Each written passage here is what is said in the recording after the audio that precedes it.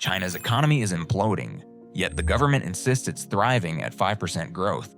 How can both be true? Something very strange is happening in China, and it could reshape the world economy forever.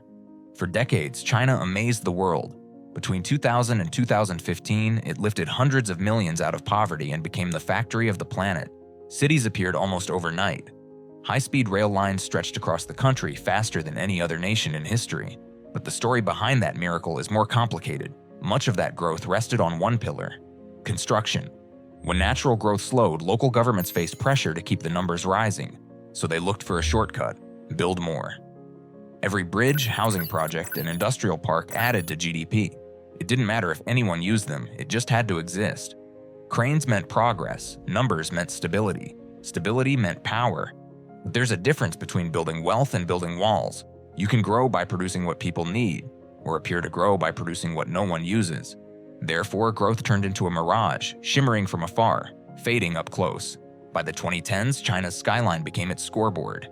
Every tower symbolized progress, every ribbon-cutting ceremony was televised.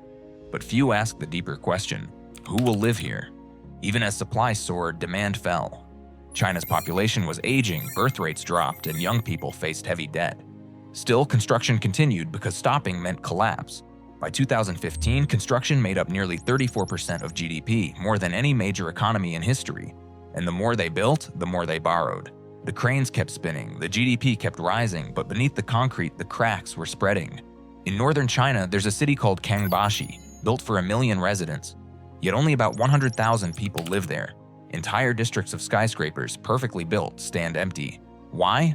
Because building counts as GDP even if no one moves in. The government can report growth, but the apartments stay dark and empty. This is the strange paradox. China's GDP keeps growing, therefore everything looks fine on paper. But demand, the real sign of a healthy economy, has stopped growing. And as a result, developers like Evergrande and Country Garden borrowed billions to keep the illusion alive. They built, sold, borrowed, and built again. Until one day, they couldn't borrow anymore. In 2021, Evergrande defaulted on more than $300 billion in debt. That wasn't just a company collapsing. It was a sign that the foundation of China's economic miracle was cracking. Local governments were in trouble too. They funded construction through hidden loans, using local government financing vehicles, semi-official entities designed to borrow off the books. By 2024, China's local government debt had exceeded $13 trillion.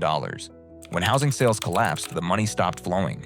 Developers couldn't repay banks, and banks couldn't fund new projects. Therefore, the system began to seize up. Yet the government couldn't stop building, because halting construction would drag GDP growth below its 5% target. So they kept building roads to nowhere, bridges without cars, and apartments without owners. Each project inflated GDP, but also deepened the debt crisis. As of mid-2025, total public and private debt in China reached over 280% of GDP, one of the highest ratios in the world, based on data from the Bank for International Settlements. The result? Growth fueled by borrowing, not productivity. A debt engine running faster each year, only to stay in the same place. Behind the statistics are real people, and their behavior explains why the problem runs deeper.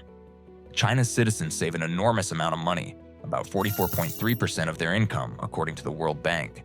In the US, that number is around 7%. But why are Chinese families so cautious? Because they've been taught by history to prepare for the worst. Between 1959 and 1961, the Great Chinese Famine killed an estimated 30 million people. That trauma never disappeared, it became part of the culture. Then came the one-child policy in 1979. One worker now supports 2 parents and 4 grandparents, what economists call the 4-2-1 family model. Therefore, people save every yuan they can. Not because they want to, but because they have to. Healthcare is expensive, pensions are limited. University education can drain a family's entire savings. So even as China got richer, consumer spending stayed low, about 39% of GDP compared to 68% in the US. Without consumers, the economy can't rebalance, so the government keeps turning back to its old habit: construction. In 2023, youth unemployment hit 21.3%, the highest on record, and then the data suddenly disappeared from official reports. Why? Because confidence is as important as construction. The government fears that if people stop believing in growth, the entire system could unravel.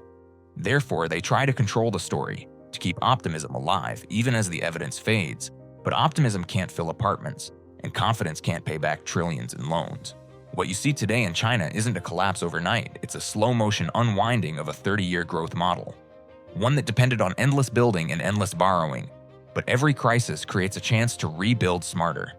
China's leaders are now trying to shift the economy away from real estate toward technology, green energy, and domestic innovation.